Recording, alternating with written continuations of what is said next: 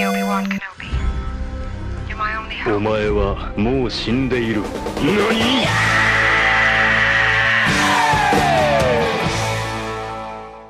？Bonjour à toutes et tous et bienvenue dans le Grand Popcast, le podcast de Le Grand Pop. Nouvel épisode, un épisode un petit peu particulier puisque nous ne sommes que deux aujourd'hui. Tristement, donc on fait un petit coucou bien sûr à l'ami flegmatique. Nous sommes donc avec Otaksu ce soir. Alors après, soyons honnêtes, on n'est pas complètement dans la compassion avec Fleg alors qu'il nous envoie des messages au soleil, les jambes à l'air, face à une piscine exceptionnelle.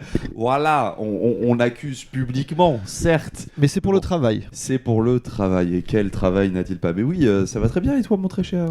Eh bien écoute, ça va bien. On est là aujourd'hui pour revenir un petit peu dans l'actu, pour une fois, où on a vraiment envie de revenir sur les annonces de PlayStation. Voilà, cette période de milieu d'année, fin mai, mi-mai, mi-juin. Nouvelle E3 qui ne dit pas son nom. C'est un peu ça. Donc on a parlé la fin de l'E3 dans un épisode il n'y a pas très longtemps.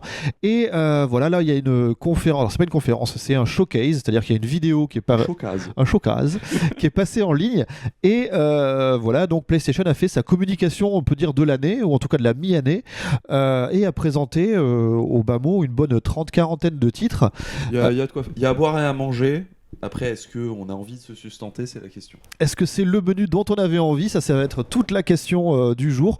On va revenir donc rapidement sur ces annonces et essayer de voir déjà quelles étaient ces annonces, et après derrière, est-ce que justement ça nous a suffi ? Est-ce que c'est ce qu'on attendait ? Est-ce qu'il y a des choses qui manquaient ?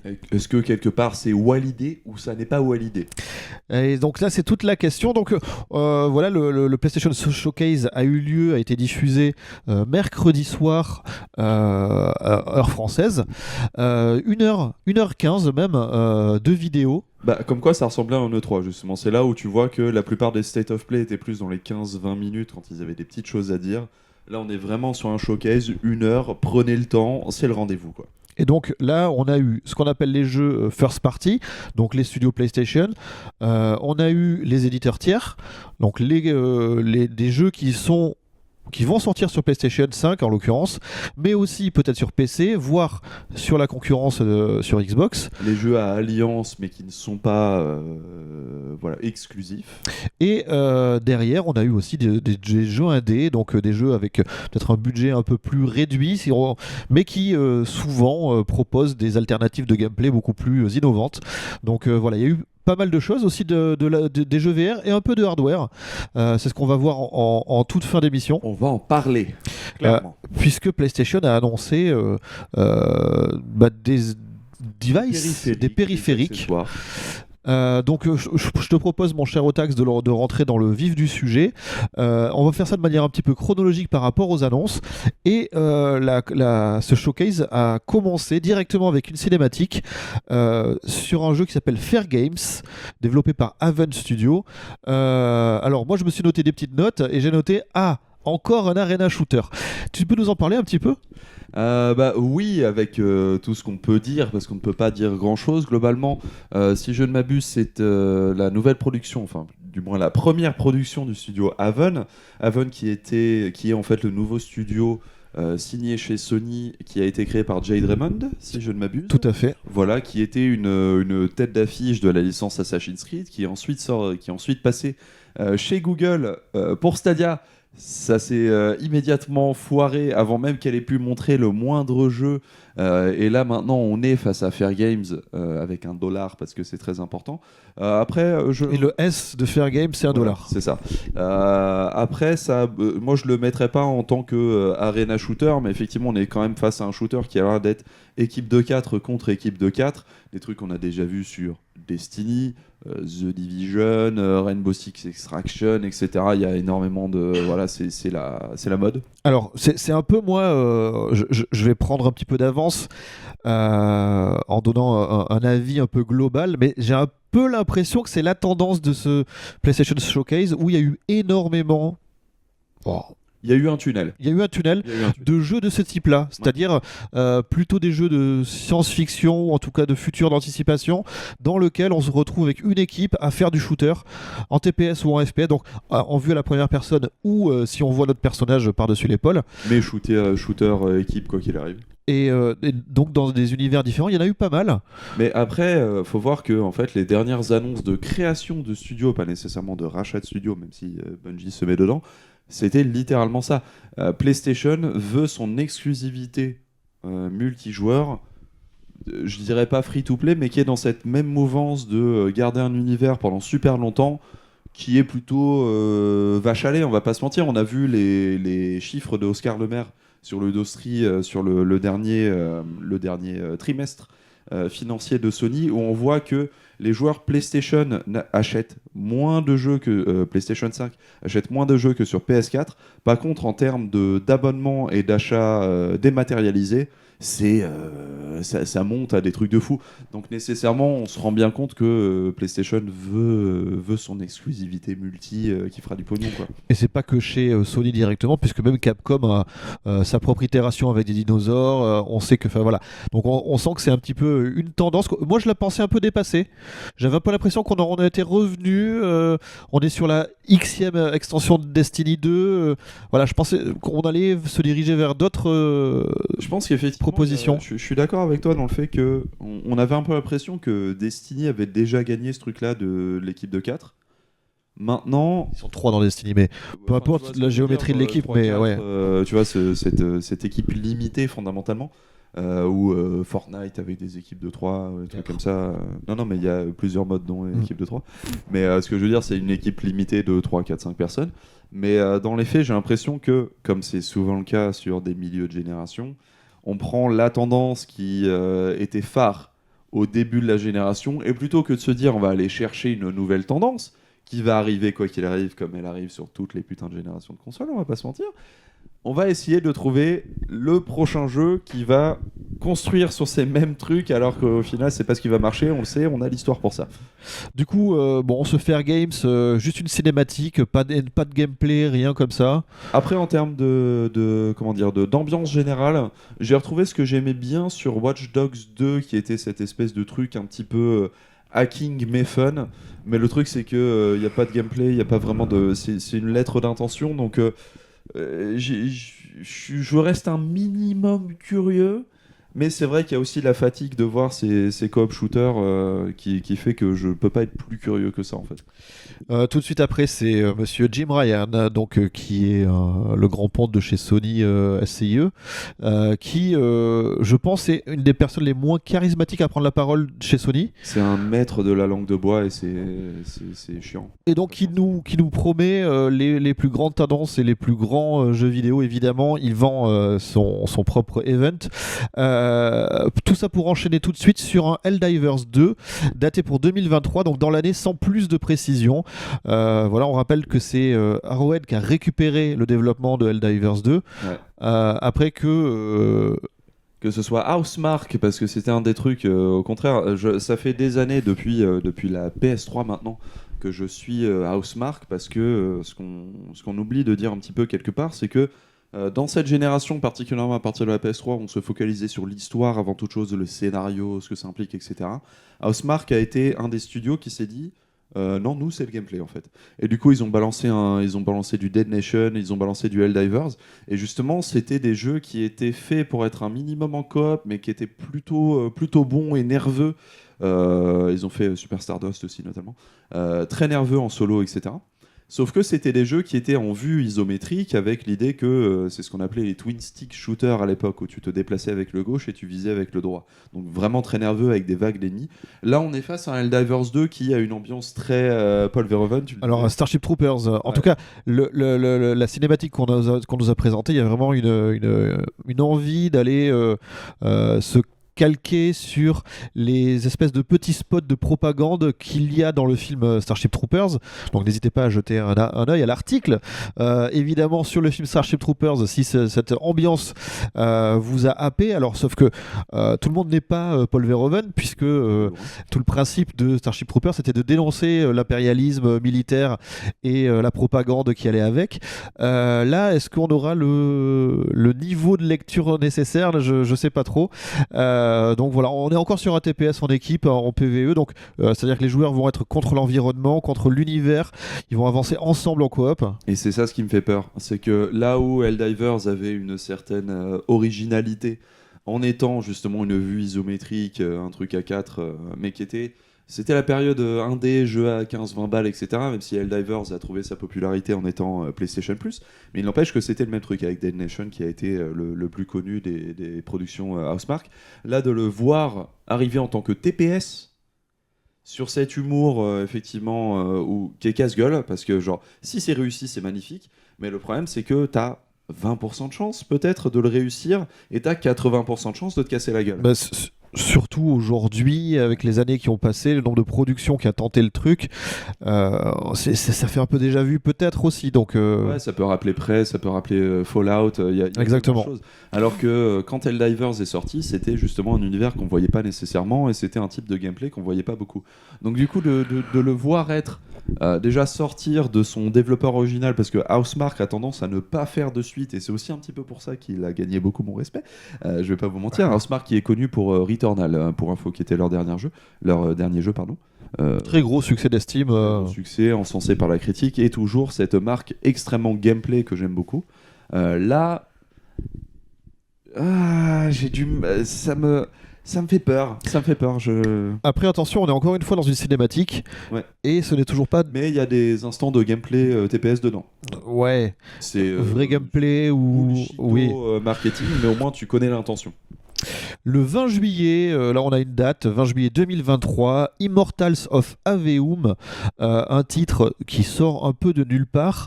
J'ai noté FPS de fantasy avec un héros qui a une tête de cul. Je suis désolé pour ça, mais... Désolé pour la vérité. On est donc sur... Un shooter donc à la première personne, un FPS, c'est-à-dire que on pourrait s'attendre à avoir des pistolets, des fusils et ce genre de choses. Là, on a des pouvoirs magiques, mais ça fait exactement la même chose.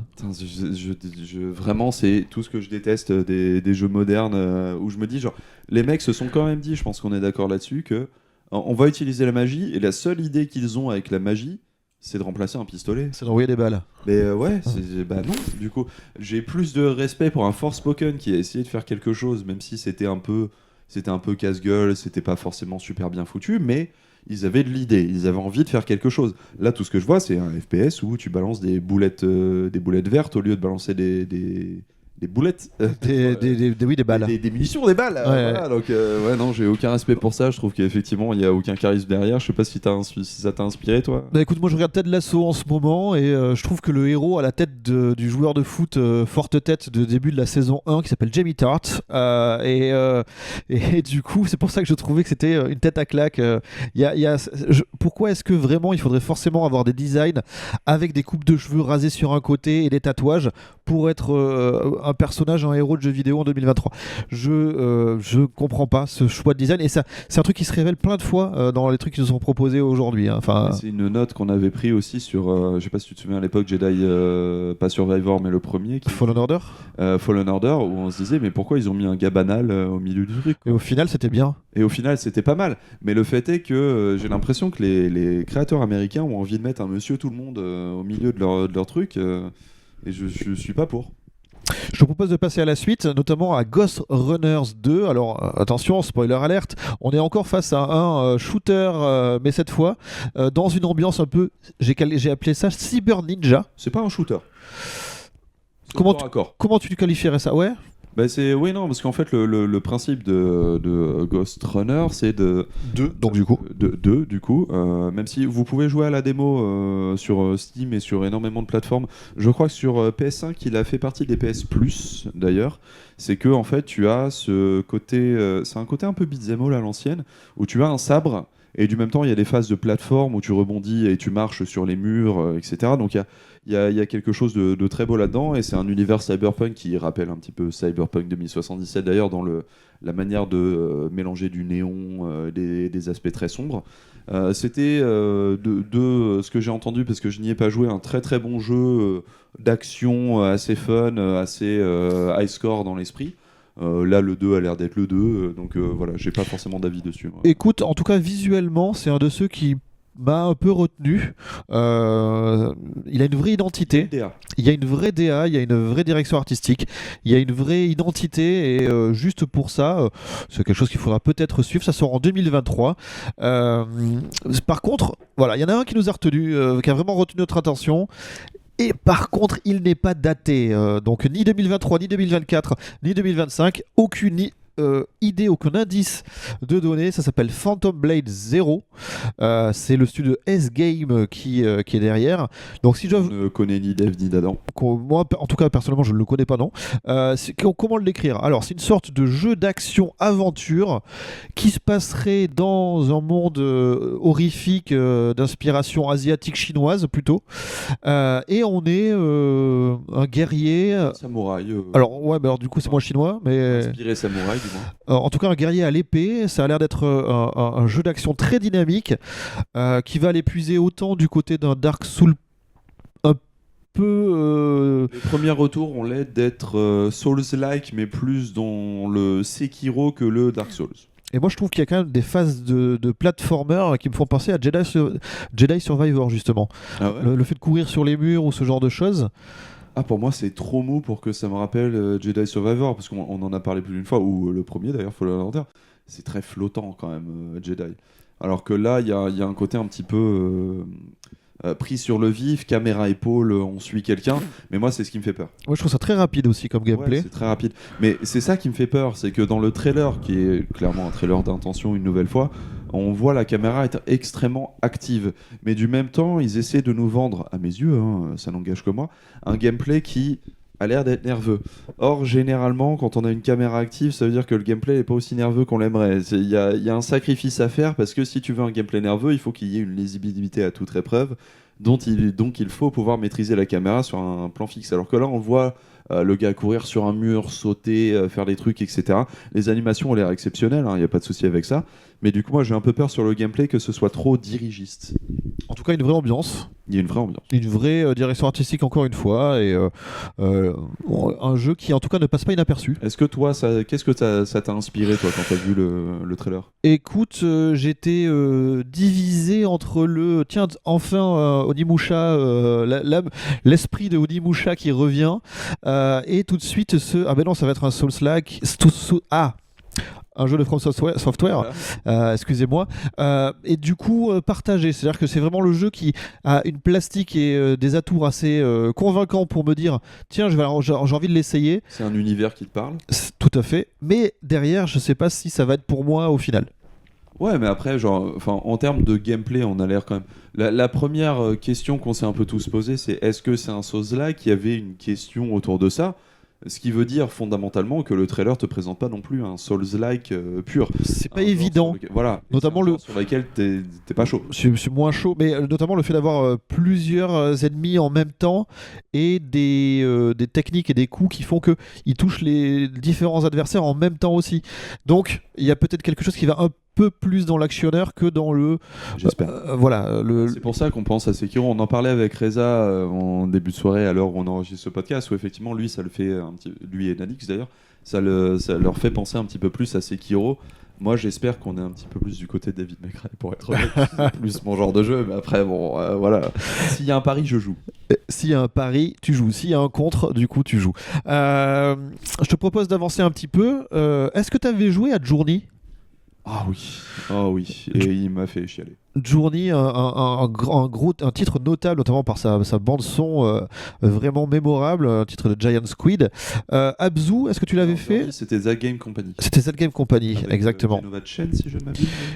Et c'est eux qui avaient fait après toute la série. Ils étaient connus pour Flower, c'est ça. Journey, et le dernier, c'est un titre iOS dont j'ai oublié le nom, mais qui est pas mal. Qui est qui est pas va mal. sortir sous peu sur console d'ailleurs. Qui était donc vraiment dans l'écurie PlayStation et qui après était parti un petit peu. Tout dans la poésie, c'était le moment où il y avait le débat est-ce que le jeu vidéo est un art, et clairement ils étaient au centre du truc, quoi. Et donc voilà ce fameux Journey, je crois il avait été récompensé notamment à sa sortie. En tout cas, il le mériterait. Voilà, Giant Squid reprend un petit peu, c'est un peu le nouveau Journey et le nouveau Abzu. Bah, Giant Squid qui a été fondé par des anciens du studio The Game Company. Sword of the Sea, ça s'appelle. Voilà, donc on a un personnage dans le désert avec ce même genre d'atmosphère et de graphisme très très stylisé.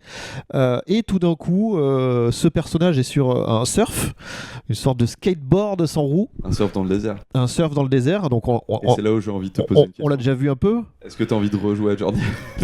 Alors, ça va un peu plus loin dans le sens où il transforme le désert en eau et là on replonge dans Abzu. Voilà. T'as vu, j'ai dit il replonge dans Abzu. Voilà. Abzu qui est la version aquatique un peu de Journey, qui était pour moi quand même moins aboutie. Bah, parce qu'il n'y a pas Genoa Chain derrière. Par exemple. Voilà, donc ça s'appelle Sword of the Sea. Je pense que j'y jetterai quand même une manette. Ça a l'air mignon plus. Si c'était dans le PS Plus, tiens d'ailleurs, j'y joue, taquet. Mais le fait est que si je dois l'acheter, pour moi, là, avec tout ce qu'on a vu, j'ai déjà joué à Journey. Donc pour l'instant, en tout cas, l'annonce n'a pas suffi à te dire tiens, ça va aller plus loin et donc. Bah, je sais pas si tu seras d'accord avec moi, mais pour moi, dans l'idée, si on parle d'un jeu poétique, il faut que ce soit une ambiance qui te marque, qui te fait réfléchir, tu vois. Et le fait est que Journey m'a fait énormément réfléchir, m'a fait littéralement chialer. Mais au-delà de ce qu'il proposait en termes d'univers et d'enrobage, j'ai envie de dire, que ce soit les graphismes. Le gameplay avec Journey, Dieu. Non, il y a une expérience à vivre à travers Journey. Ouais, c'est ça.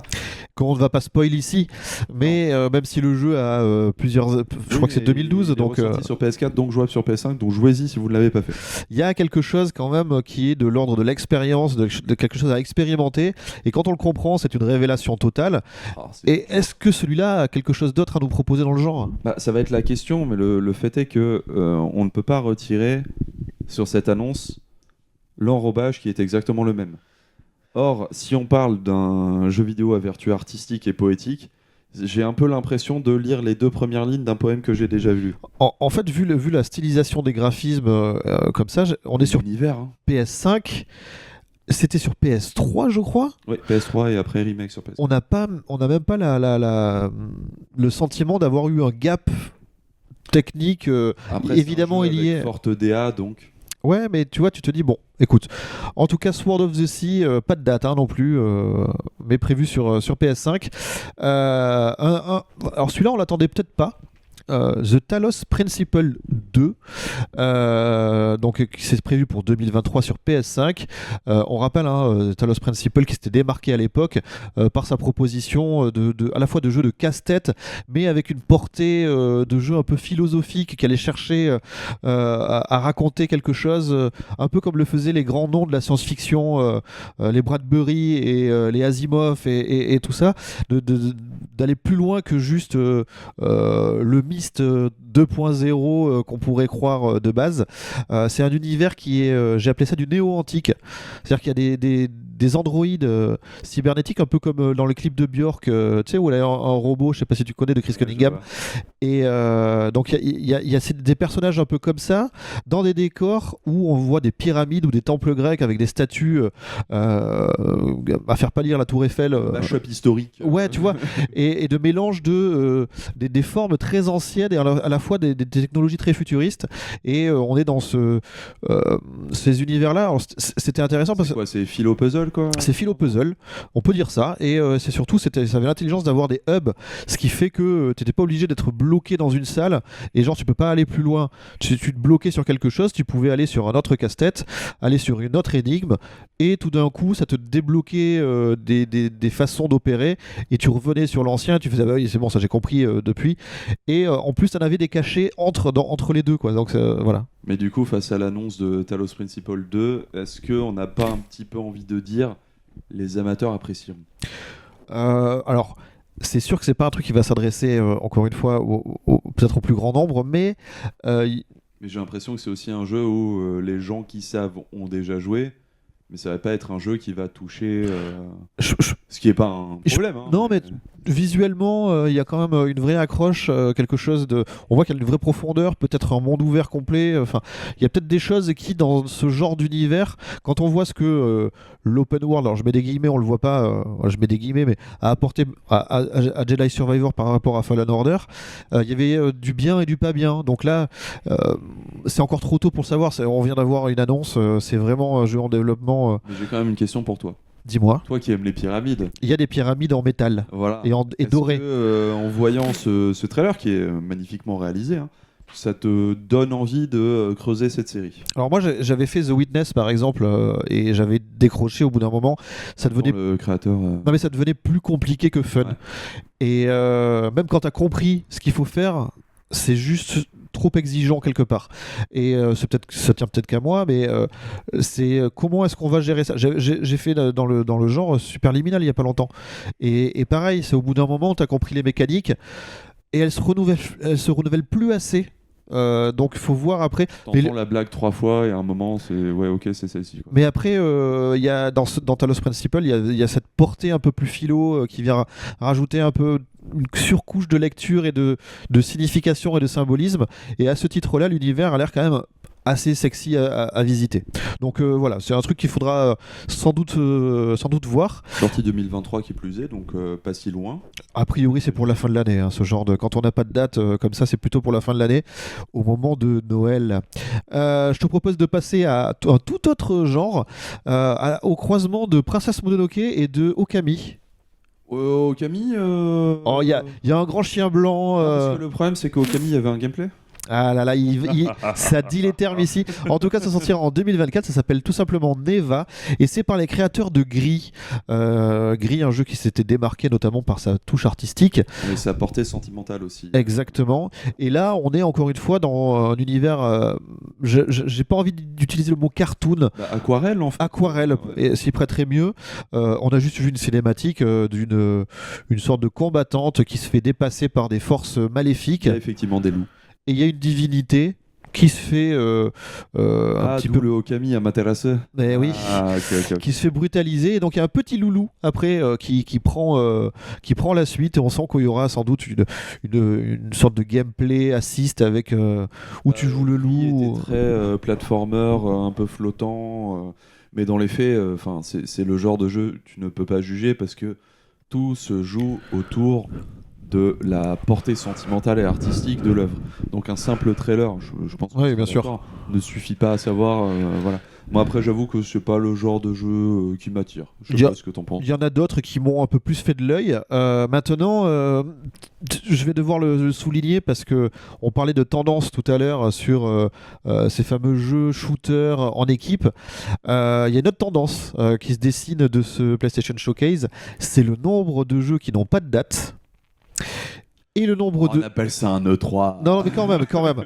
Et le nombre de jeux dont on ne voit qu'une cinématique, même pas de ouais, non, vraiment. Il y a eu des moments où, en tout cas, il y avait plus d'intention. En fait, j'ai aucun problème sur une cinématique à partir du moment où tu arrives à comprendre quelle va être la typologie de jeu qui est derrière. Et là, on a beaucoup de cinématiques où derrière, on n'a aucune connaissance et conscience de quel sera le vrai gameplay à titre. Est-ce que je peux résumer en disant moi j'ai pas les cinématiques histoire, je veux du gameplay? Enfin, sans dire que t'aimes pas, mais il nous manque toujours du gameplay. Ou du contexte, de la mise en situation. C'est quoi le jeu? C'est sympa de voir. Ça a toujours été un trait sur tous les E3, mec. Hein. Ça dépend. Il y a vraiment, tu vois, tu me dis, c'est un jeu qu'on va avoir tout à l'heure. Alan Wake 2. J'ai pas besoin d'avoir du gameplay d'Alan Wake pour savoir. Parce que c'est une suite, parce que c'est Alan Wake. Mais quand tu me présentes une nouvelle licence, donne-moi un minimum pour me projeter. Tu vois, c'est un peu ça. Oui, mais pour moi, c'est un truc que j'ai toujours retrouvé sur l'E3. Mais j'imagine que ce sera plus notre conclusion, donc je te propose d'enchaîner. On va enchaîner tout à fait. On va rester cette fois dans l'esprit cartoon, mais complet. Et on va en parler en une phrase. C'est sur PS4 et sur PS5. Déjà, c'est cross-gen en 2023. On a un peu... C'est un jeu indé. C'est un jeu indé. Mais c'est un peu le minimum syndical, c'est-à-dire que je pense que c'était un jeu qui existait, on a changé le skin au dernier moment, Ah non, mais vraiment. Ah ouais Cat Quest, Pirate of the Caribbean, donc pur comme Purr. purr. Le ronronnet, le fait de pougner comme ça, là, comme un chat là, qui sort ses griffes pour quand il est bien. Cat Quest, on est sur un jeu d'action light. Je suis désolé. On dirait un jeu mobile.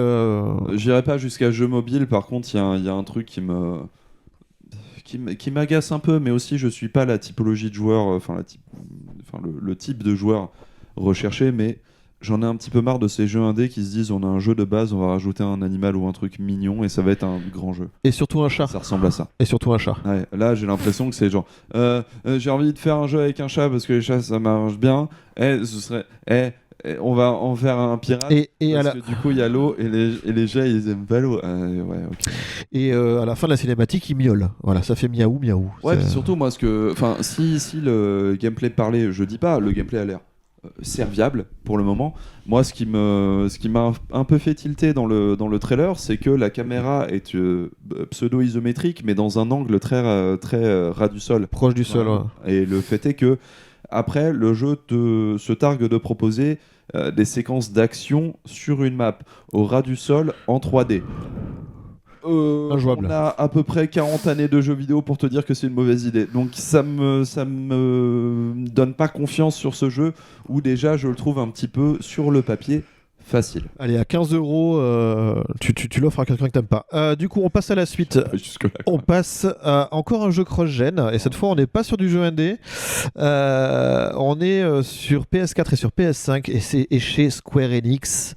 Après, c'est un éditeur. Ça veut pas dire que c'est pas un petit développeur. Ouais, mais bon, on a quand même un éditeur majeur du jeu vidéo. Et on a Foam Stars.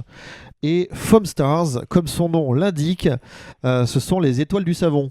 Oui, voilà. Ou alors, moi je l'ai surnommé Dissidia Splatoon Trio Décime, parce que clairement, c'est Splatoon. Alors, c'est une sorte, donc Splatoon, le jeu de Nintendo. Le FPS où tu tues pas les gens et tu mets juste des bouts de peinture par-dessus, sauf qu'ici, on mettra de la bubule. On mettra des bulles de savon, voilà. Ça reste un arena shooter, encore une fois, avec des looks d'idols au rabais. C'est pas très inspiré graphiquement. C'est baveux graphiquement, c'est un jeu en développement, mais quand même.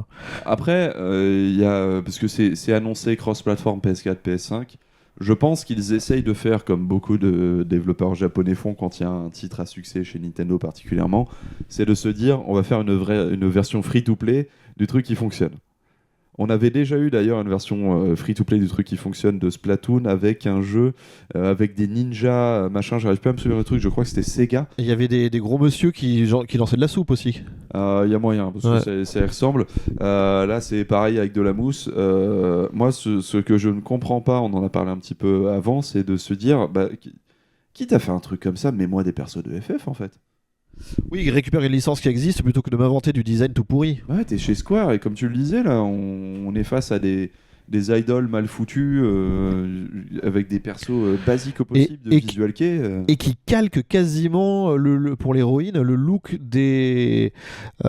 Moi, ça me fait penser à League of Legends. Du personnage de Splatoon. Mais... Non, vraiment, je vois le rose, les couettes. C'est ça, je vois des traits du personnage de Splatoon, mais en version un peu plus proportion normale d'être humain, tu vois, et moins cartoon. Animé traditionnel plus que SD comme le fait Splatoon. Par exemple. Et donc du coup, déjà, je vais pas revenir sur tout ce que je pense de Splatoon, mais... Si, moi je suis chaud, moi je te faillasse. Hein.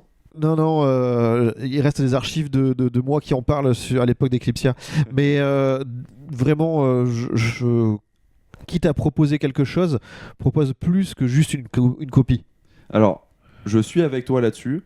Par contre, je considère qu'effectivement, Splatoon a créé un type de... Enfin, pas de toute pièce, un type de gameplay, mais a quand même créé une attente autour de quelque chose que toi, tu n'aimes pas, mais que moi, j'adore. Et je pense qu'il y a effectivement une place pour une version free-to-play d'un Splatoon-like, on va dire, comme il y a toujours eu la place pour des Nintendo-like de licences, je sais pas, j'ai envie de dire du Mario Kart, tu vois, des trucs comme ça, où... Nintendo a le gameplay, le grand maître du couch gaming, tu vois, où on est en multi local. Je pense qu'il y a toujours quelque chose à faire là-dessus. Après, je dois aussi admettre face à l'évidence de ces 30 dernières années, personne n'arrive à le faire aussi bien que Nintendo. Donc, Ça me rappelle le jeu de combat, la Smash Bros de PlayStation qui s'est pas imposé. All Stars Battle Royale. Tu vois, ça me rappelle ce genre de truc sans. Mais après Multiversus, c'était bien. Ouais, mais t'en entends encore parler? Bah, ils ont arrêté. Voilà. Ils ont stoppé le truc. Je te propose d'enchaîner par contre sur un jeu qui est très séduisant. Ça fait plein de fois qu'on le voit et à chaque fois il fait lever les sourcils de ceux et celles qui le regardent. Ça sort cette année, ça sort sur PS4 et PS5 et c'est chez Devolver. C'est un jeu indé, mais alors quelle inventivité! C'est The Plucky Squire. Et là pour le coup, on est dans un mix entre Tearaway et Zelda. Moi, c'est ce que j'ai mis. Ouais, mais je mets tellement big up que tu imites Tearaway, qui est un de mes jeux préférés de PS Vita. Je suis tellement content que tu le connaisses en fait. En Je vais pas te gros, mentir, je me suis pas arrêté. pour décrire le jeu, imaginez, c'est comme vous savez les livres qu'on a quand on est enfant et quand on ouvre les pages, il y a le décor qui sort. Ouais, Tu sais, en 3D, les pop-up, voilà, comme ça. Et en fait, tu joues dans un livre. Comme ça, ton personnage déambule dans des dessins très enfantins de livres pour enfants. Sauf que au bout d'un moment, les limites du royaume, donc c'est les pages, mais tu peux t'en extraire. Et là, tu sors carrément sur le bureau, sur la salle de jeu, et le jeu passe en 3D. Voilà, tu passes de 2D en 3D, ce qui est. Et là, du coup, tu passes sous la table basse, tu passes derrière les câbles, il y a des scarabées, il y a des machins. Je dis pas qu'il y a ça chez toi, mais en tout cas, il y a ça dans le jeu. Et ce passage 2D, 3D, avec une espèce de. Je sens de l'envie dans ce jeu. Je sens l'envie qui va au-delà de juste le concept gadget. Mais il y a un kiff. Ce jeu sent l'amour. Ce jeu sent le. J'ai eu une idée, j'ai toujours voulu la faire, et maintenant je la fais. Et je la fais bien, je la fais carré. Et clairement, enfin, c'était la star déjà du Devolver Digital je crois de l'année dernière. De l'année dernière, tout à fait. Putain, je me souviens, je l'avais couvert sur Starter à l'époque, il me semble. Je me souviens de Lox qui pète un câble sur ce jeu. Et le fait est que à chaque fois qu'on le revoit, on est tous sous le charme. Ce qui est quand même un signe de grandeur. On attend vraiment que ça sorte. C'est pour cette année, sans date précise.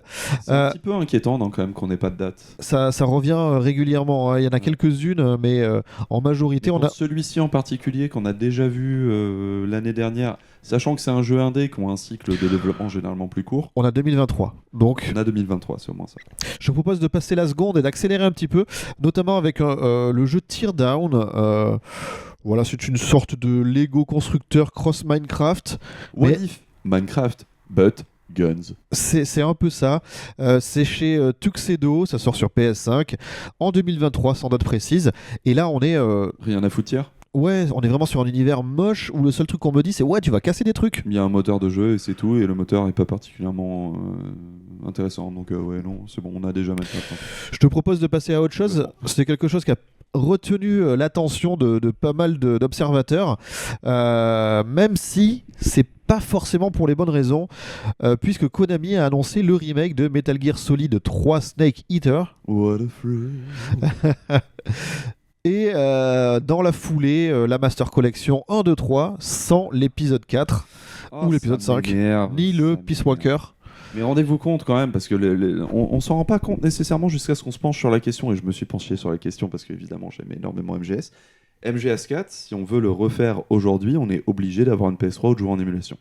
C'est le seul jeu de toute la saga qui n'est pas ressorti sur une autre plateforme en fait, en sortant les Portable Ops, même si en vrai Peace Walker est sorti ensuite, mais c'est le seul jeu canonique sur lequel il nous faut obligatoirement la plateforme originale pour pouvoir y jouer. Alors que, je suis désolé, ce n'est pas un argumentaire populaire, mais je vais quand même l'avoir, ça reste parmi les meilleurs jeux de la saga. Il est particulier le 4, mais là en tout cas c'est le 3 qui aura droit à son remake. Ouais. On a vu une cinématique, alors c'est l'histoire d'une fourmi qui se fait manger par un oiseau, qui se fait manger par un serpent, qui se fait manger par personne, puisque en fait c'est le principe de Snake Eater, hein, donc celui qui va manger le serpent ce sera Solid Snake ou The Boss, mais on va pas tout spoil. Voilà le 3e épisode pour commencer les remakes. Est-ce qu'il y avait besoin d'un remake à Metal Gear Solid? Est-ce qu'on peut faire un remake de Metal Gear Solid sans Hideo Kojima? Est-ce qu'on peut se dire qu'on va faire un MGS sans David Hayter? sachant que c'est MGS3 quand même, donc c'est l'époque où Sutherland n'avait pas repris le rôle sous l'égide de Kojima, quoi qu'il arrive. Est-ce qu'on peut prendre un jeu qui était tellement ancré dans sa période historique, quand bien même il était, évidemment, il faisait un retour en arrière, période, je sais plus, c'était guerre froide, si je ne m'abuse. Oui, là on est, Oui, c'était ça, hein, on est vraiment, ouais. Est-ce qu'on peut faire tout ça? Non, on peut pas en fait. On peut pas faire MGS sans Kojima. Kojima et MGS. C'est pas MGS qui est sorti du lot de ce que faisait Kojima. Ça fait partie de ces jeux où tu ne peux pas les sortir de ces auteurs. On s'est foutu de la gueule de Kojima pendant des années en disant genre il se prend pour réalisateur, etc. Certes, si vous voulez, on s'en fout. En attendant, tout ce qu'on peut dire, c'est que c'est un auteur. Donc on ne peut pas le sortir de sa création. En tout cas, ce qu'il faut retenir, c'est que Snake Eater, donc Metal Gear 3, est un des jeux les plus peut-être profonds, avec le plus de secondes lectures de la saga. Et le gameplay le plus creusé de la saga. Hein. En termes de survie, etc. Et c'est pour ça qu'il est généralement énormément plébiscité, parce que quand bien même je trouve que l'histoire de MGS2 est supérieur en termes de gameplay. Ne m'attaque pas MGS2. En termes de gameplay, on ne peut pas dire, c'est indéniable, que MGS3 n'est pas le meilleur de tous. Parce qu'il a creusé le plus son truc. Et puis surtout, ce qui donne beaucoup de réponses au niveau du lore général de la saga, sur d'où on vient, pourquoi on est là. En tout cas, les personnages. MGS4, mec.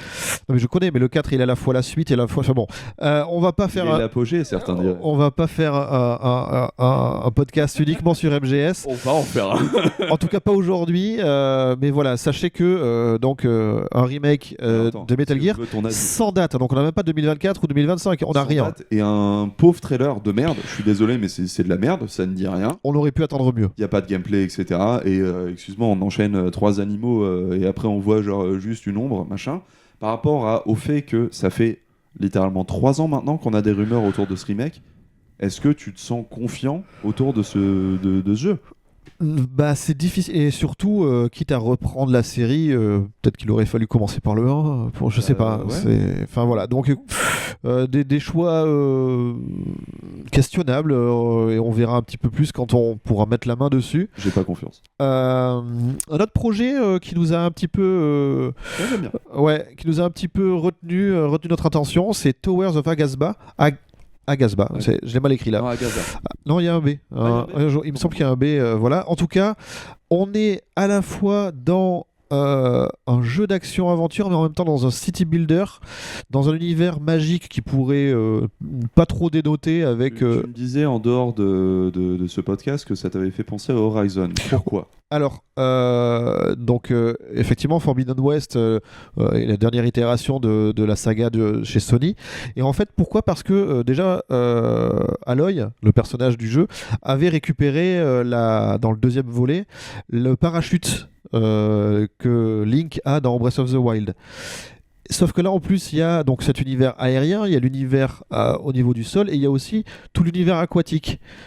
Et donc du coup on est dans un monde ouvert comme ça, où on a donc les 3 hauteurs de paysages, tout en rajoutant en plus ce monde fantastique qui par certains côtés de manière beaucoup trop chargée, mais me rappelle un peu les langues et les civilisations qu'on retrouve dans les créations de Fumito Ueda.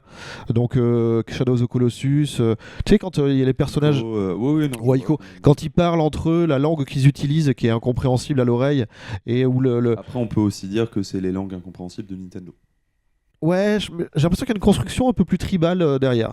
Mais voilà, et du coup, j'y ai vu peut-être un peu de Subnautica, mais dans l'air. Tu sais, quand là, le personnage va sur les sortes le dos du machin, des baleines volantes, il récupère une babiole, et tu sais que ça va servir à crafter des trucs derrière. Bon, je suis curieux, même si visuellement, on est quand même sur une palette de couleurs qui s'étend du marron au marron. Il y a quelque chose un peu comme ça, je trouve. Non, parce que justement, moi, c'est ce qui m'a fait kiffer sur cette première présentation, c'est qu'effectivement, tu as l'impression que c'est du marron au marron, jusqu'à ce qu'ils te disent, au fait, c'est un city builder, et au moment où tu vois la cité, c'est une cité avec énormément de couleurs. Et c'est là où je me dis, si l'idée du jeu, c'est d'avoir un Breath of the Wild avec un pseudo-RTS, plutôt city builder, où tu passes de marron-marron à luxuriant, chatoyant, etc., par le biais de tes actions. Ah là, je trouve ça pas bête. En plus, il a l'air d'avoir des pouvoirs un petit peu de démiurge, de création, de végétation et tout ça. Donc, quelque chose d'assez ambitieux, en tout cas. Ça m'a rendu curieux. On est curieux. Et on est curieux, mais on va devoir être patient aussi, puisqu'encore une fois, il n'y a pas de date. Et en général, quand il n'y a pas de date, c'est au moins pour dans 2 ans. Et le développeur Dreamlit, je ne connais pas du tout. Non plus. Toujours dans les trucs qu'on va faire rapidement, parce que ça sort dans quelques jours. Mais on a eu un nouveau trailer de Final Fantasy XVI. Ça a toujours l'air aussi appétissant. Ça sort le 22 juin. Toujours la Creative Unit 3 de Square Enix. Toujours le grand maître. Le sauveur de FF14 aux manettes. De FF tout court, ma gueule. De son premier FF canonique. Voilà, on rappelle, hein, le maître mot, c'est l'action. Un seul personnage à gérer, mais dans 3 époques de sa vie. L'assist d'un loup et surtout la capacité de se transformer en invocation. L'incarnation absolue des invocations en mode gameplay sur Azraf. Let's go. Voilà, on a déjà quelqu'un qui est très chaud patate sur ce plateau. Moi, je suis encore à convaincre, mais voilà, on en reparlera vraisemblablement. Parce que t'as pas joué à FF14, alors que ça fait des mois que je te dis jouer à FF14, c'est tellement un jeu pour toi, mec. On en reparlera vraisemblablement, en tout cas dans les colonnes du Grand Pop ou au micro. Le 17 octobre, ça c'est important, on a une date. On l'avait déjà eu annoncé, on l'a vu, Alan Wake 2 de Remedy sort sur PS5 le 17 octobre. Alors c'est aussi dark et flippant qu'on pouvait s'y attendre. Oui, totalement. L'ambiance est exactement tirée du 1. Ça, il n'y a pas photo là-dessus. Donc on rappelle l'histoire d'un scénariste qui se retrouve aux prises avec les forces... Il n'avait pas compris que son détour à la campagne, ça allait poser problème. Et qui doit résoudre une enquête. Voilà. Moi, ce que j'ai vu, c'est que on va peut-être sortir de cette espèce de Midwest américain, des forêts et des machins. Il y a des plans en ville quand même. Hein. Oh ouais, mais c'est des villes très Twin Peaks-esque comme l'était déjà le premier. Moi, j'ai pas vu de différence. Si, il y a des grandes cités, il y a des grandes... J'ai vu des cinématiques avec des grandes cités, mais en termes de gameplay, à chaque fois, au contraire, moi, ce que j'ai remarqué par contre, c'est qu'on n'incarnait pas que Alan Wake. Alors, je sais pas si on l'incarne ou pas, en tout cas, oui. Parce qu'on voit la flic, saga, FBI, il me semble, machin, où ça avait l'air d'être des séquences incarnées. Là, je pense que pour moi, c'est peut-être le truc le plus étonnant. Après, c'est vrai que là-dessus, et c'est un peu triste, on avait besoin de Flake pour en parler vraiment, parce que c'est vraiment le gars qui adore Alan Wake. De mon côté, je l'ai pas fait. Je sais pas si toi. Je l'ai commencé, mais je me suis arrêté. Je suis passé à autre chose après. Et, voilà, je l'ai laissé de côté. À l'époque, mon PC pouvait pas le faire tourner. Eh oui, juste un truc quand même à dire, c'est une ambiance très Yellow Jackets, comme la série télé, série que je ne saurais trop vous conseiller, dont la saison 2 sort dans quelques jours. On a aussi le 12 octobre le nouvel Assassin's Creed Mirage, toujours chez Ubisoft bien sûr, et on aura droit aux aventures donc de Basim qu'on a découvert dans Valhalla, et il semblerait, outre un retour aux sources en terre promise, du côté de peut-être Damas, Antioche ou Jérusalem ou par là-bas, mais en tout cas un gameplay beaucoup plus infiltration, assassinat. En tout cas, ils ont envie de remettre l'accent dessus. Un retour aux sources, ça c'est sûr. Maintenant, je sais pas, je suis fatigué de Assassin's Creed depuis le 2, moi. Donc, avec tout l'amour que je porte à Vincent qui bosse sur le développement d'Assassin's Creed et qui a fait For Honor, le gameplay notamment. Excusez-moi du peu. Avec le monsieur barbu qui a une canne. Tout à fait. Donc Vincent Hubo donnait du respect à ce nom. Le fait est que je m'en fiche d'Assassin's Creed et j'arrive pas. Ils ont jamais réussi à me récupérer. Sachant que je fais partie quand même de ces gens un petit peu particuliers qui ont préféré le 1 au 2. Et je l'assumerai jusqu'au bout de ma life. Très bien, nous en parlerons un jour sur une rétrospective Assassin's Creed. En attendant, on va passer. Dis-nous, toi, toi, tu as tendance. Je les joue parce que j'aime les créations d'univers et à chaque fois je me lamente sur la mise en scène et l'écriture. Mais Parce que là, t'as des espoirs concernant Mirage ou parce que c'est quand même retour. Écoute, si on m'avait annoncé un remake du 1, j'aurais peut-être été un peu plus enthousiaste. Ça a l'air d'être un remake du 1 qui... Dans l'esprit, oui. Pas, mais j'ai pas trouvé ça déjà fantastiquement beau. C'est Assassin's Creed après, donc ils ont jamais... tu vois, je trouve que Valhalla encore aujourd'hui a plus de gueule. Tu vois, c'est... Tu vois, pour moi, le plus frappant graphiquement a été Odyssey. C'est le premier qui rechangeait. Non, c'était Origin. Il y a eu Origin, Odyssey et Valhalla. Voilà, tu vois, pour moi, c'est Ils sont de un peu. quasi même mouture. Et là, j'ai aussi l'impression d'un retour en arrière. Enfin bon, voilà. C'est trop tôt pour en parler vraiment. Hein. Donc, juste, il arrive le 12 octobre. Ouais. Et il a l'envie, en tout cas, de revenir à quelque chose d'un petit peu plus infiltration et moins RPG, action, etc. À voir. Rapidement, chez Finji, on a Revenant Hill. Donc, c'est le jeu Petit chat. avec encore un petit chat. Et on ne sait pas ce que ce sera le jeu. Et ils vendent rien, ce trailer, donc ok. Évidemment, on a eu droit à notre saga, notre série de JRPG en cel shading, plein d'actions un peu classiques. Mais un peu de respect derrière ce nom, s'il te plaît. On parle de Grand Blue Fantasy Relink, qui a quand même été... Je suis navré de le dire, je vais insister sur ce sujet même si ça n'intéresse personne. En développement depuis quelques années maintenant, on est autour de la saga Grand Blue qui à la base était un jeu mobile qui a explosé en Asie particulièrement mais aussi sur notre territoire. On a eu Grand Blue Fantasy Versus qui était le jeu de combat développé par Arc System Works pour Cygames, qui est un des, je le dirais jusqu'au bout de ma life, un des meilleurs jeux de combat qu'on a eu sur ces dernières années. Et là, on est face à un JRPG qui semble s'inscrire dans la même lignée qu'un Tales of Arise, pour ceux qui l'ont vu. Donc un gameplay action RPG assez dynamique. Et moi, je suis désolé, je trouve ça très beau. J'ai l'impression qu'ils veulent vraiment faire, parce qu'on l'a vu avec Grand Blue Fantasy Versus notamment, les choses bien. Ce qui n'est pas forcément le cas sur toutes les licences qu'on voit naître du jeu mobile. Il y a un univers qui est très beau derrière tout ça. Il y a Narmaya, let's go, moi je suis à fond, complètement à fond. Et c'est le reveal de la date de sortie qu'on n'avait pas eu jusque-là. Les amateurs, donc... Les amateurs apprécieront. J'ai noté que 2023, personnellement. C'est vrai qu'il y avait une date de sortie précise, genre octobre. On va voir. Je suis peut-être passé à côté. Par contre, le 2 juin, c'est la sortie de Street Fighter 6. Nouveau trailer, nouveau story trailer. Que dire de plus qu'on aurait peut-être aimé voir un focus sur un nouveau personnage à venir. Manro gagne un tournoi en 2023, puisque je l'ai entraîné. En 2000... J'ai pas le droit en 2023. Tu n'as pas le droit au CPT, mais tu as le droit de gagner. On va aller sur un ranking de Reza, t'inquiète. On va défoncer les gens. Street Fighter 6, donc voilà, que dire à part que ça a l'air d'être l'épisode qui a tout compris. Et ça fait tellement du bien après un 5 très discutable. Capcom, ces dernières années, je suis désolé, ils sont intuables. En 2024 est annoncé une sorte d'indie Metroidvania qui s'appelle Ultros. J'ai bien aimé le côté coloré un peu fresque aztèque. Tu sais, quand tu vois les trucs d'archives. Totalement. L'univers, j'ai bien accroché. Voilà, donc c'est un jeu en 2D. Je sais pas comment qualifier ça à part que. Si vous aimez bien Dead Cells. Moi, ça m'a fait penser à Dead Cells au point que j'ai cru que le développeur était, je sais plus, c'est Asobo. C'est Asobo, ouais. Ouais, voilà, développeur bordelais. Mais ce n'est pas Asobo derrière. Et ça m'a fait penser en termes d'univers à... Ah, comment il s'appelle l'espèce de Metroidvania aussi qu'il existait dans l'univers des Luchador. Alors c'est plus fin là, je trouve, ce qu'on a vu là. Bien sûr, beaucoup plus fin. Mais Guacamelee. Guacamelee. En termes de couleurs.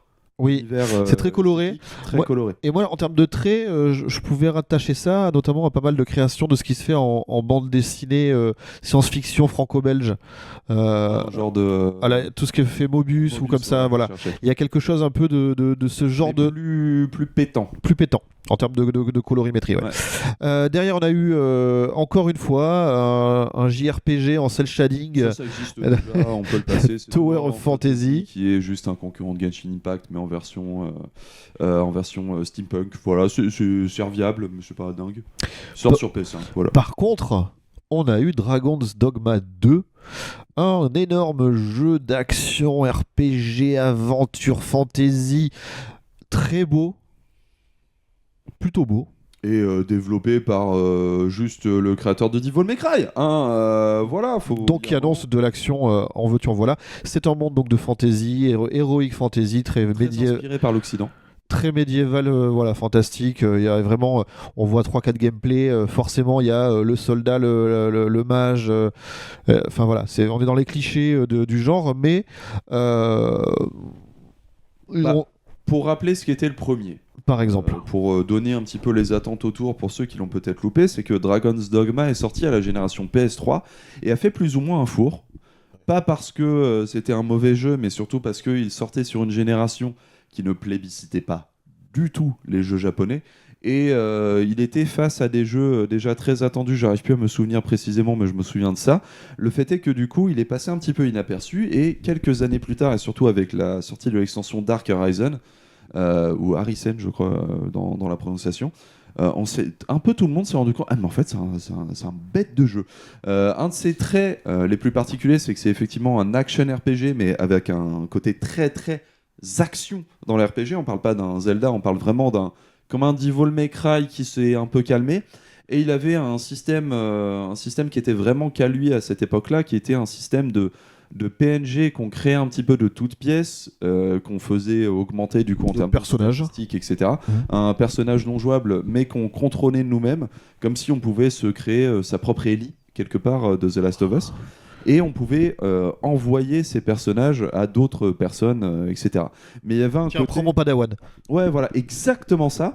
Et il y avait dans le gameplay un côté très vertical, parce que du coup, vu qu'ils étaient énormément inspirés des action games, tout bêtement, les beat'em all, tu vois, quand tu affrontais un griffon, tu montais sur la gueule du griffon, le griffon volait, et tu lui filais des coups de latte et tu tombais un petit peu. Donc il y avait tout cet aspect-là qui était très très bien travaillé, et du coup Dragon's Dogma 2 est attendu depuis quelques temps. Ça fait maintenant, je crois, 1 an qu'ils ont annoncé à l'anniversaire de Dragon's Dogma qu'ils faisaient un 2. On s'attendait pas à ce qu'il soit aussi loin dans son développement, même si la date de sortie on ne l'a pas encore, mais le fait est que c'est clairement un jeu à suivre. Il n'y a pas de feinte là-dessus. Et comme son nom l'indique, il y aura peut-être pas de griffons, mais il y aura des dragons. Et des dogmes. On repasse rapidement sur le nouveau Five Nights at Freddy's. Donc ceux qui aiment les jumpscares, les amateurs apprécieront. Par contre, après on a eu tout le segment VR2. Évidemment, le nouveau casque VR de Sony est sorti dans l'année, et il faut lui donner à manger. Ça passera par évidemment une version VR de Resident Evil 4 Remake. Évidemment, c'était une belle surprise. Alors, moi j'étais déjà je savais que c'était dans les trucs, hein. Donc voilà. Toi, tu sais. J'étais pas surpris du tout. Là, tu as eu un petit. Ouais, mais moi j'ai accès, moi. Non, c'est pas ça. Ça a été une surprise. Mais non, mais Resident Evil et la VR, c'est un truc qui existe depuis le 7 en fait. Oui, mais les 7 et 8 ont été créés avec cette idée de pouvoir faire ça. Le 4 ne l'était pas, par contre. Et bien en fait, il l'était. En même temps, il est sorti sur Oculus. C'est le même moteur. Et du coup, voilà, ce Resident Evil 4 Remake, un jeu particulièrement réussi, un bon remake de la saga des Resident Evil. Mais est-ce qu'on n'aurait pas un test sur le Grand Pop? Et c'est ce que j'allais dire. Et si vous en doutez, vous pouvez lire le test de Phlegmatic de Resident Evil 4 Remake sur legrandpop.fr. Toujours dans les jeux VR, un zombie shooter qui s'appelle Arizona Sunshine 2. Ça m'a fait marrer. Le trailer m'a fait marrer. Oui. C'était mignon. Un jeu qui s'appelle Crossfire Sierra Squad. Donc alors, derrière. Ne pas ignorer Crossfire, qui est en fait plus ou moins un Counter-Strike-like, développé pour le territoire asiatique, particulièrement la Chine ou la Corée, je sais plus si je ne revérifie là-dessus, mais qui explose de ouf.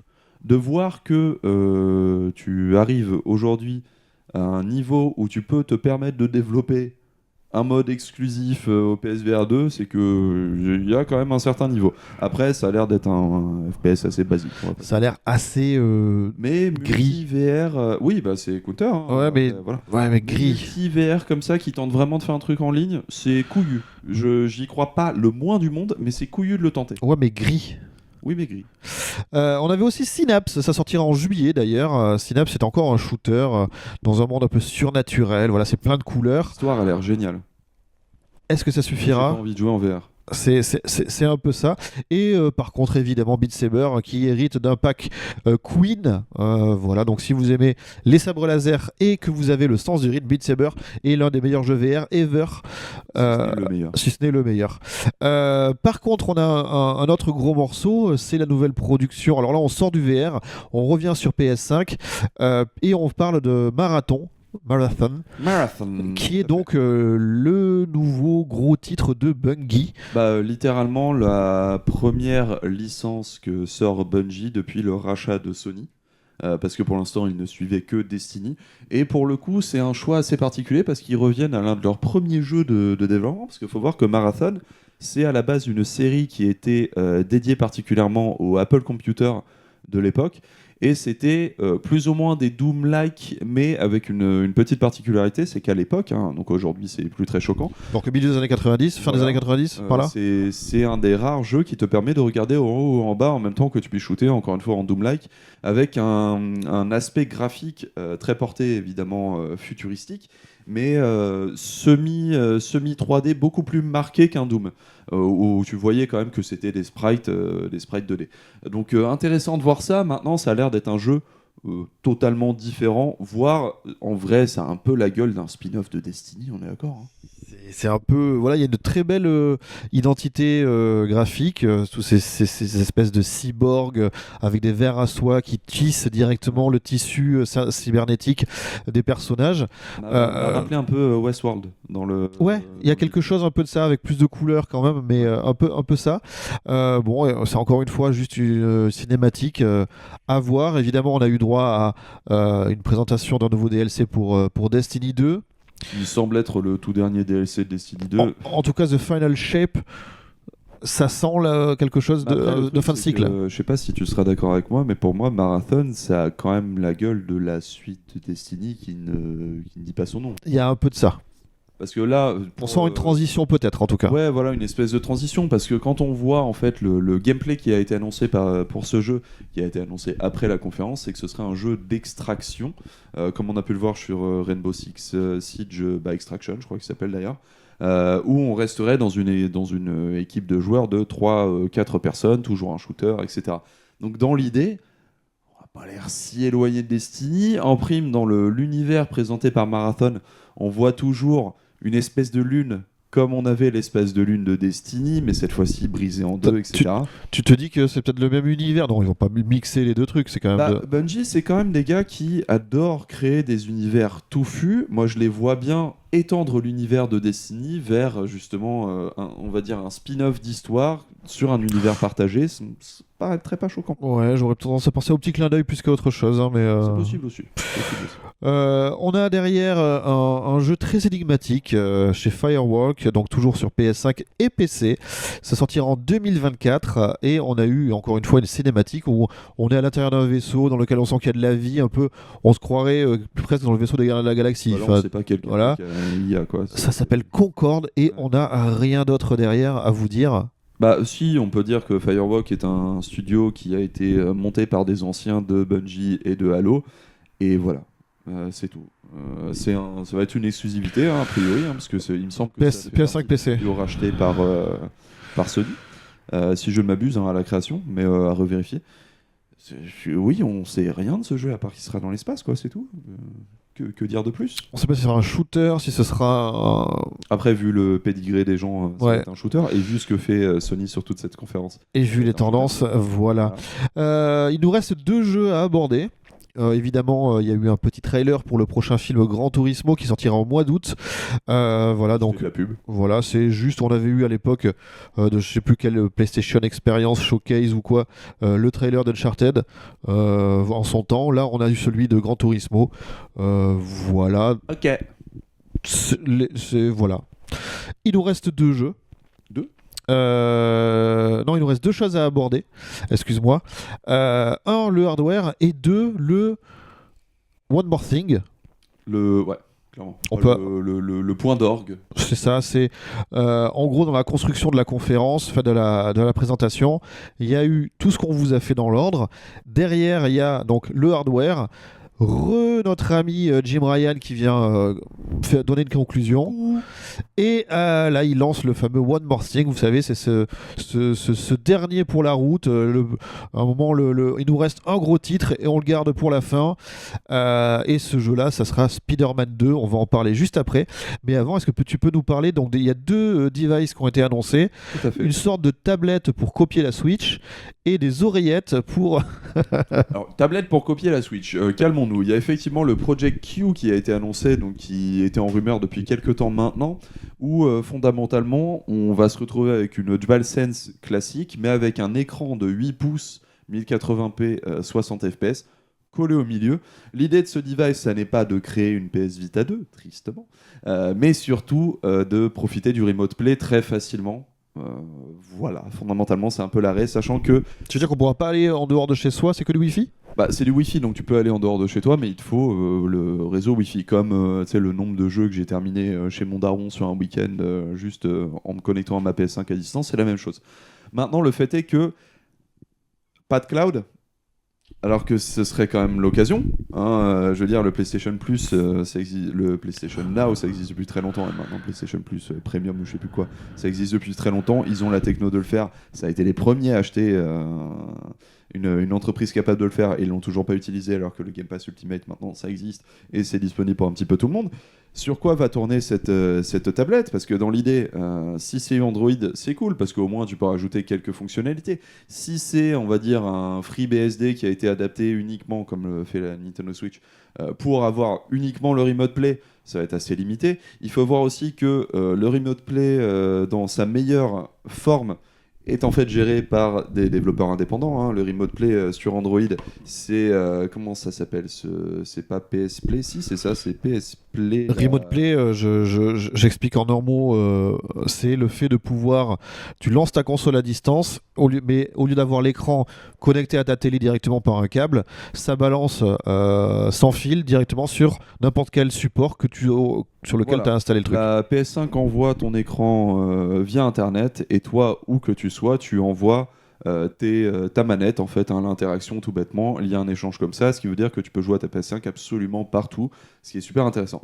Maintenant, le truc, c'est qu'effectivement, le PS Play le fait 100 fois mieux, et que quoi qu'il arrive, même si on n'utilisait pas PS Play, on peut le faire sur n'importe quel téléphone Android, iOS, PC ou Mac. PC portable, enfin voilà, c'est ça. Où on veut. On peut le faire sur un Steam Deck, on peut le faire sur un ROG Ally, on peut le faire sur même la PS Vita, il y a un hack pour pouvoir le faire. À l'époque, elle le faisait pour la PS4. Le fait est que acheter un périphérique dédié uniquement à ça, sur le papier, c'est très très très compliqué. Sachant qu'en plus, on est face à Sony, qui a priori va pas le vendre à bas prix. On ne sait pas encore le prix officiel, mais si c'est pas moins de 150 balles, je sais pas comment tu peux oser vendre ça. Donc à voir, ça paraît compliqué. Après, le truc qui est intéressant, faudra voir l'ESP dans le détail quand même. Faut voir l'ESP, mais s'ils te disent que tu peux jouer qu'au Remote Play, l'ESP on s'en fout en fait, parce que l'ESP, tout ce qu'elle a besoin, c'est d'être compatible avec le codec H265 qu'utilise la PS5. Après, il y a un truc qui est intéressant dans l'ESP quand même du produit, c'est que c'est vraiment une DualSense. C'est-à-dire que c'est le seul produit Remote Play qui pourra t'offrir les gâchettes, les retours haptiques, voilà, les gâchettes qui se tendent, etc. Aujourd'hui aussi, il faut admettre que après 3 ans de PlayStation, à part Astrobot du lancement qui l'utilisait à la perfection, il n'y a pas un jeu qui l'a vraiment bien très très propre. Sur Horizon aussi un peu, il y a un peu de... l'attention de un peu, l'arc, ouais, etc. voilà. Mais on n'est pas au niveau d'intégration que Astrobot nous a montré. Ouais. Donc voilà. Et c'est sur dommage. God of War aussi, il y a des petits trucs, mais c'est du gadget. C'est du gadget. Alors que Astro nous a montré qu'on pouvait aller plus loin. Quoi. Pas convaincu. Et le second... Autre périphérique. L'autre périphérique, c'est des oreillettes Bluetooth. Là, pour le coup... c'est relativement simple. Si vous connaissez les intraoculaires Sony classiques, les XM4, comme on les appelle, c'est des XM4 mais avec un truc blanc PlayStation collé dessus. Un skin PlayStation quoi. Voilà, en bas. Ok. Et pareil, on n'a pas le prix, on n'a pas la date de sortie. Et un petit boîtier pour le ranger qui est joli. Un petit boîtier qui est joli. Et le truc, c'est que vu qu'on est sur PS5, il y aura probablement besoin d'un dongle en plus pour les connecter à la PlayStation. Ce qui va être un petit peu mauvais, même si elles seront compatibles avec tous les appareils, ça c'est au moins une bonne confirmation. Une garantie. Mais ouais, c'était pas dingue.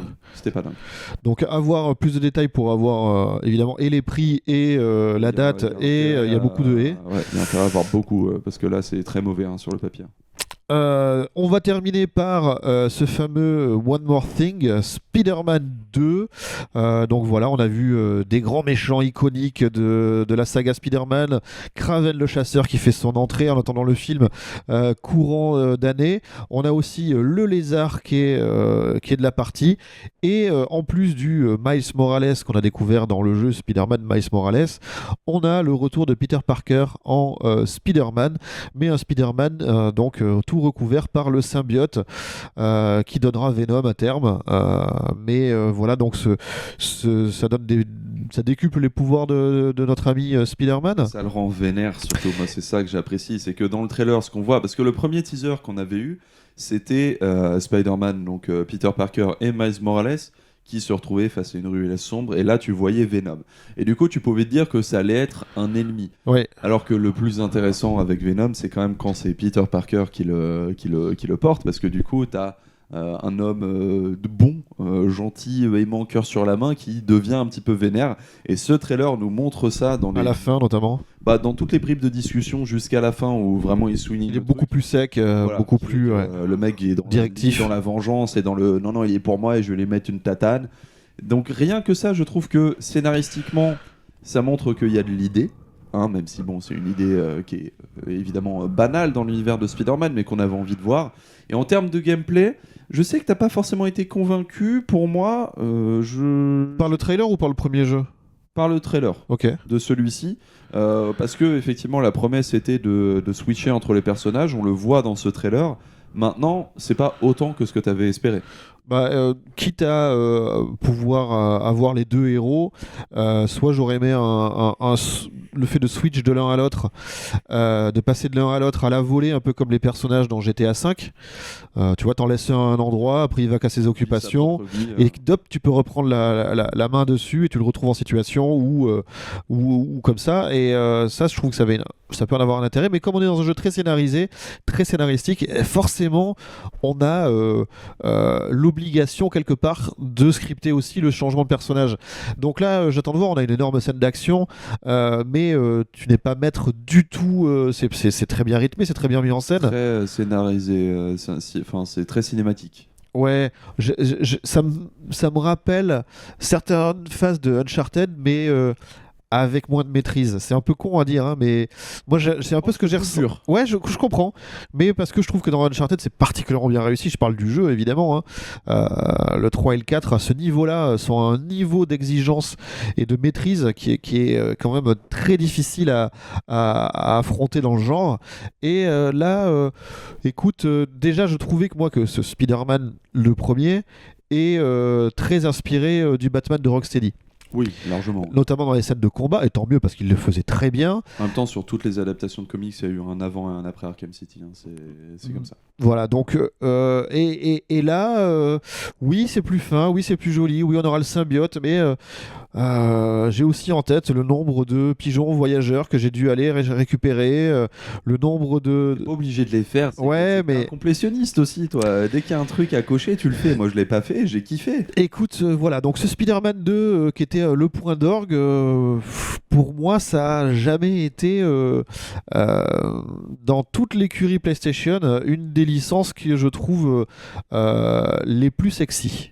Je l'entends bien parce que je suis du même avis que toi dans l'absolu. J'aurais préféré voir des images du Wolverine qui m'aurait proposé un nouveau gameplay que voilà, ce que j'ai préféré dans Spider-Man. C'est Insomniac, ça aurait été le même. Je sais. Ouais. Ce que j'ai préféré dans Spider-Man, c'est me déplacer de toile en toile entre les immeubles. Et la sensation de flottement, de vitesse, etc. Ça, c'est génial. Et et ils t'ont montré qu'ils ont fait évoluer cette gameplay avec le planeur, que ça a l'air d'être quand même. Moi, c'est ça que j'ai kiffé, c'est que, alors certes, pour le comment dire, le trailer en lui-même, si tu n'as pas fait le premier jeu ou que tu n'étais pas convaincu par le premier jeu, il t'offrait pas forcément de quoi te dire sur celui-ci, je vais y aller. Non, attends, je l'ai trouvé bien le premier, je l'ai fait avec plaisir, je l'ai fait du début à la fin, mais tu vois, un jeu serviable. J'ai dû attendre.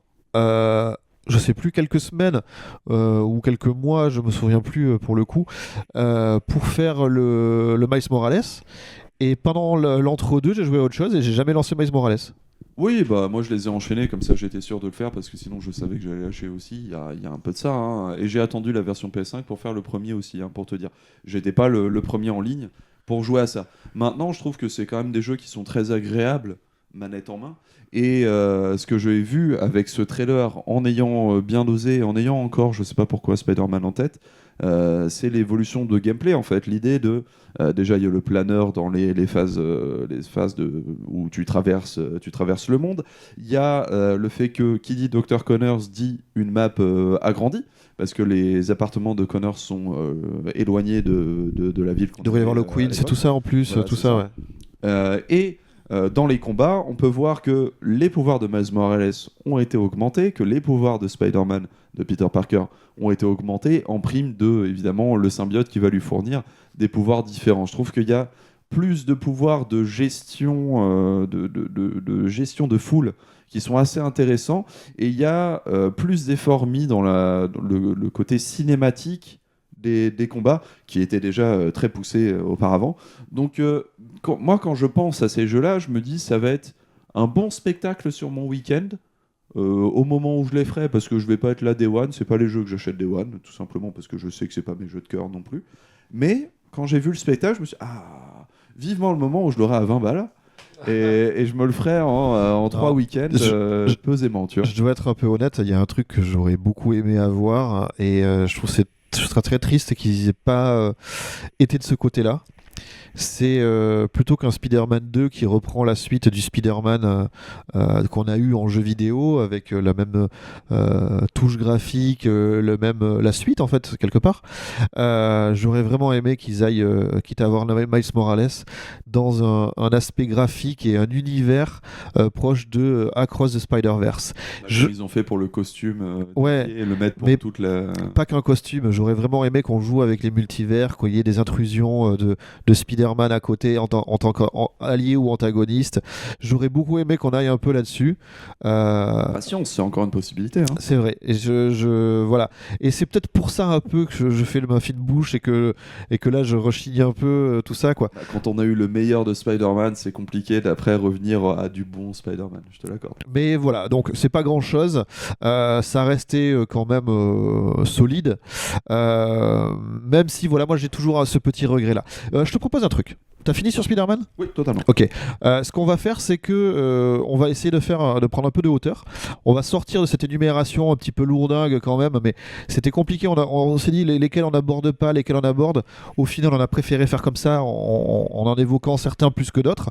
Mais là, on va prendre un petit peu de recul, si tu le veux bien.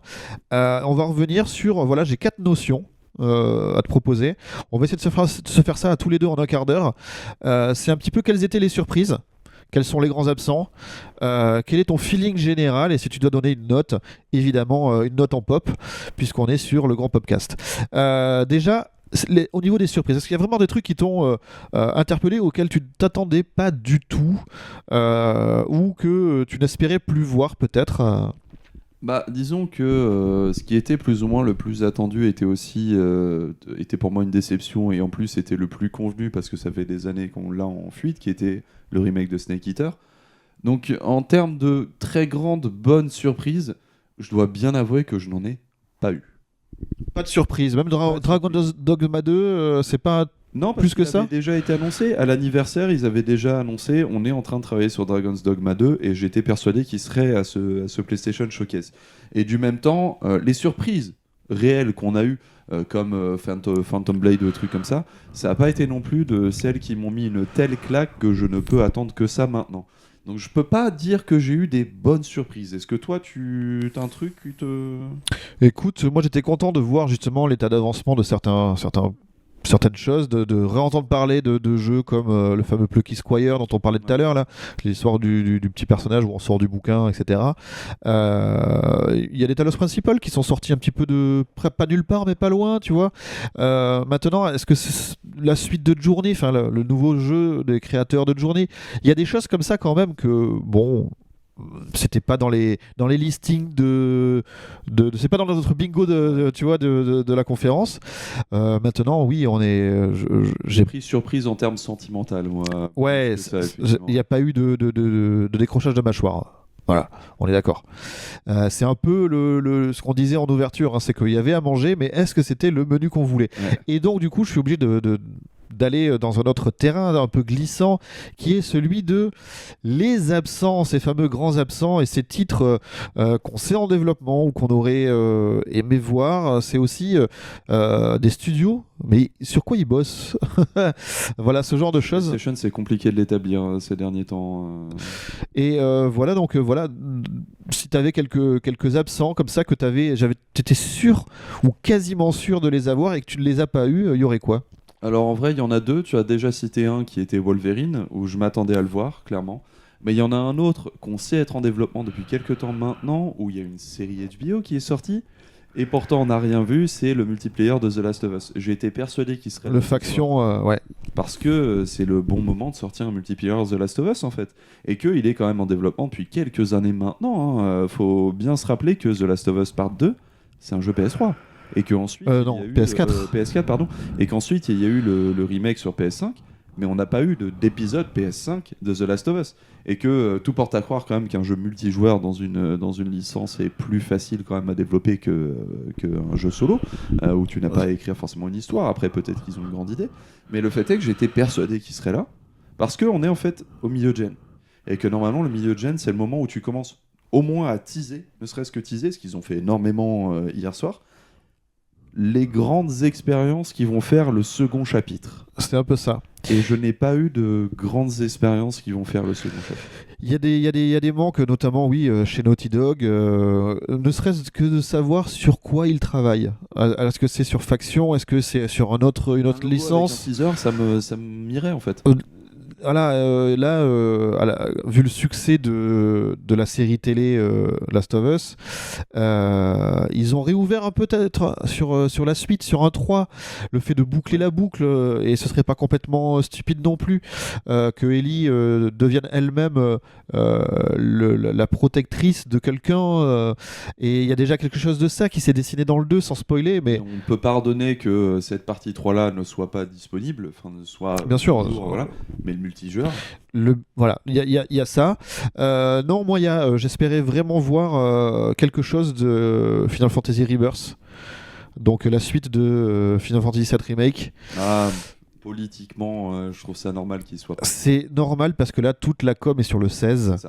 Mais j'aurais peut-être aimé avoir un petit quelque chose de genre c'est toujours par là. Je te spoil, en septembre, on a la date de sortie. C'est tout. Ah, mais il y a des chances. Hein. Et ce sera en avril. Et ce sera sans doute présenté au Game Awards.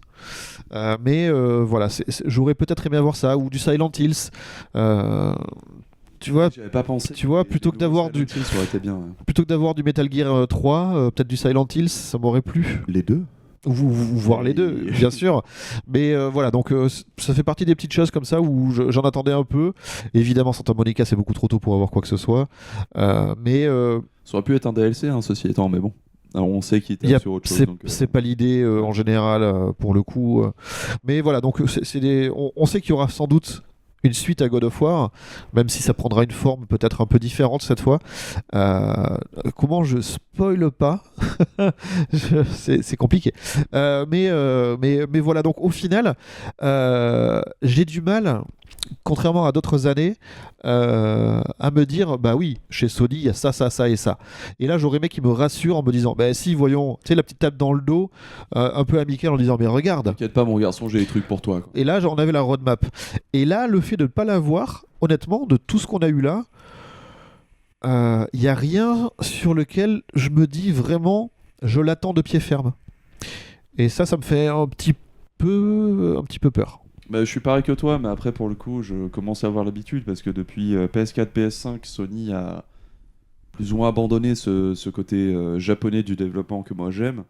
Les expériences Sony, je sais plus comment il s'appelle, Japan Studio, a été absorbé par Asobo, pas par Asobo, par Astro, pour faire des expériences un petit peu. Ils vont probablement faire un truc PSVR 2 ou des trucs comme ça. Donc depuis ce temps, depuis qu'ils ont abandonné Gravity Rush quelque part, j'attends plus grand chose de ces conférences first party parce que je sais que ça va pas me parler à moi. Mais là, j'en suis quand même à un point où je me dis que non seulement ça me parle pas à moi, mais j'ai l'habitude, mais j'ai pas l'impression que ça parle j'ai pas l'impression qu'il y ait une puissance de frappe pour le grand public sur cette conférence. En fait, PlayStation ou les studios, les productions PlayStation se sont démarqués de la concurrence, notamment en proposant ces fameux jeux solo à fort storytelling. Et là, il y a Alan Wake 2, ok, mais sinon, il n'y en a pas vraiment. Il n'y a pas d'espèce d'évidence absolue où on sait que le jour où ça sort, le test arrivera dans les rédactions, enfin le jeu arrivera dans les rédactions 3 semaines en mois avant parce qu'on est totalement convaincu que ça va être exceptionnel, même si il y aura des défauts, etc., comme à chaque fois, mais pleine conscience et pleine confiance.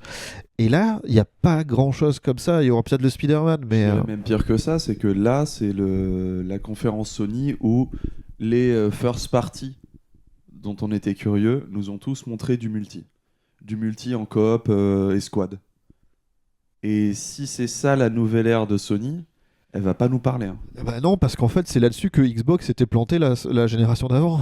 C'est bon.